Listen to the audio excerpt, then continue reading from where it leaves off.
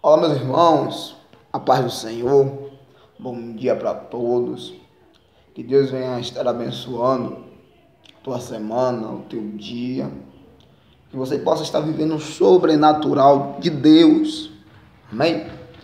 Passando esta manhã para deixar uma palavra da parte do nosso Senhor e Salvador, e eu creio que ela vai falar contigo nesta manhã, uma palavra de edificação para os irmãos.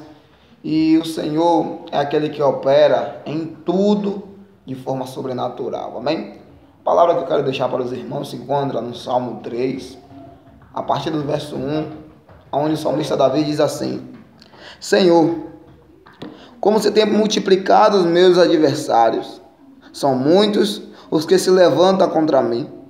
Muitos dizem da minha alma, não há salvação para ele em Deus. Mas tu, Senhor, és um escudo para mim, a minha glória e que exalta a minha cabeça. Com a minha voz clamei ao Senhor, e ele ouviu desde o seu santo monte. Eu me deitei e dormi, acordei, porque o Senhor me sustentou. Amém? Amados, sabemos que o salmista Davi, ele foi um homem que teve vários inimigos. Bem mesmo antes de ser ungido a rei, a família de Davi era uma família que o rejeitava.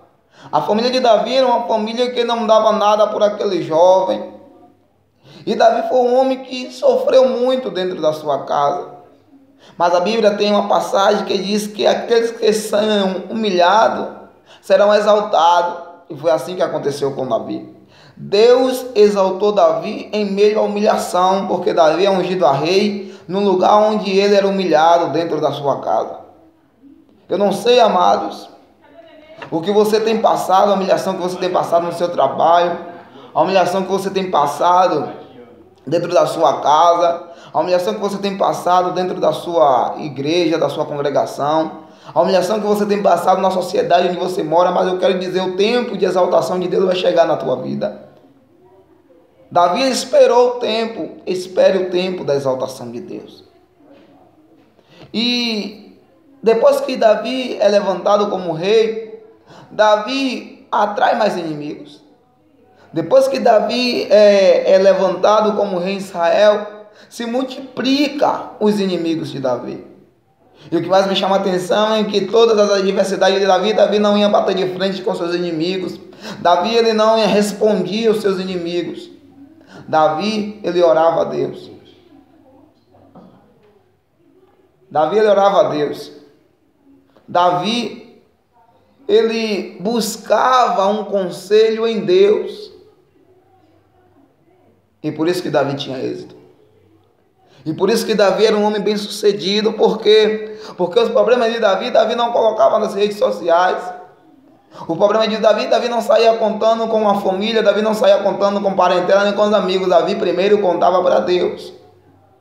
Hoje eu vejo muitos cristãos que passar por um problema, posta no Facebook, posta no status do WhatsApp, nas redes sociais. Amado, você está falando da forma errada. Lá em Mateus, a Bíblia nos deixa bem claro um método da gente ter sucesso em nossas orações. É por isso que as pessoas não têm êxito, não têm resposta às orações, porque estão colocando diante das pessoas erradas. Mateus 6 diz que nós temos que entrar no nosso quarto, fechar a porta e falar com Deus. E as pessoas hoje, antes de falar com Deus, postam nas redes sociais. Antes de falar com Deus, conta para o homem. Antes de falar com Deus, se expõe e depois vem falar com Deus. Não funciona. A prioridade é Deus. Se você quer ter uma vida de êxito, você tem que fazer como Davi fazia. A primeira pessoa que tem que saber dos seus problemas, das suas adversidades, é Deus. Quando você coloca na mão de Deus, em primeira mão, Deus, ele te exalta. Deus, ele te responde. Deus, ele traz a resposta. Por quê? Porque nas redes sociais você só vai encontrar observadores, críticos, pessoas que muitas das vezes vai piorar a tua situação. Mas quando você entrega na mão do Senhor e confia nele, tudo ele faz. E Davi, aqui no salmo que acabamos de ler, ele vem pedindo a Deus que venha abater os inimigos dele, que venha acalmar essa tempestade de turbulência, Porque Davi não estava mais suportando mais ser perseguido. E Davi corre para Deus e pede: Deus, abate os meus adversários, porque se tem multiplicado, mas. E essa mensagem que eu quero trazer para você. Os inimigos de Davi eram homens de outras nações, homens de outros lugares, que se levantavam contra o rei Davi. O inimigo de Davi era o seu filho Absalão, era o rei Saul. E Davi, em tudo, ele pedia a Deus que o abatesse. Mas o que eu quero trazer nesta manhã para mim e para a tua vida é o nosso maior inimigo. Creio que o maior inimigo de Davi foi ter enfrentado esses problemas. Que o maior inimigo de Davi não foi ter buscado vencer guerras, não. O maior inimigo de Davi foi a carne de Davi. Se você reparar para observar, em todas as lutas que Davi ia, Davi consultava a Deus. E tinha êxito, vencia. Mas teve um dia que a Bíblia diz que Davi, ele está num pátio deitado e daqui a pouco se depara com Betseba. E a carne de Davi atrai Davi a cobiçar aquela mulher. Davi, atraído pela vontade da carne, ele não consulta a Deus. Davi, ele é atraído pelo desejo pecaminoso, ele não consulta a Deus e acaba adulterando e em seguida cometendo um homicídio. O maior inimigo de Davi não eram os filisteus, os amonitas, não era o rei Saul, não era Absalão. O maior inimigo de Davi foi a sua carne. E no momento em que Davi precisava consultar a Deus, Davi não consultou. Davi caiu em tentação, atraído pelo desejo carnal. Eu quero te dizer nesta manhã que o nosso maior inimigo não é o homem lá fora que nos persegue, não é as pessoas que nos criticam por nós sermos servos de Deus. O nosso maior inimigo hoje pode dizer que não é o diabo, o nosso adversário, porque o diabo ele só vai achar uma brecha na nossa vida se a gente ceder à vontade da carne. O nosso maior inimigo hoje é a nossa carne, amado. A nossa carne que a todo tempo clama por pecado. A nossa carne que a todo tempo busca nos derrubar, nos tirar do propósito de Deus. Então é esse adversário que nós temos que procurar diante de Deus para abater. Porque se a gente dá lugar à carne, amados, nós vamos ser frustrados na presença de Deus. Quanto homens e mulheres de Deus que pregavam, que adoravam, que faziam obras maravilhosas, cedeu à vontade da carne e hoje não se encontra mais na presença de Deus. Estão afastados, outros já desceram até a sepultura por causa da vontade da carne. Se a gente parar para observar a carne, amados, é algo que já desde o princípio ele veio destruindo o propósito. Deus tinha um propósito com Adão e Eva, e pela vontade da carne de Eva e pela vontade da carne de Adão, eles acabam quebrando o propósito que Deus tinha com eles.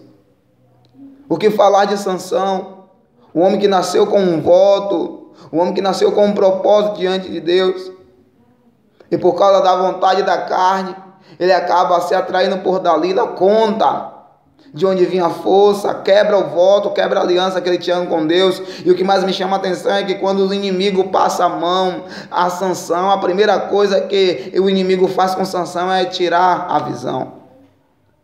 Quantas pessoas estão perdendo a visão espiritual por dar lugar à carne?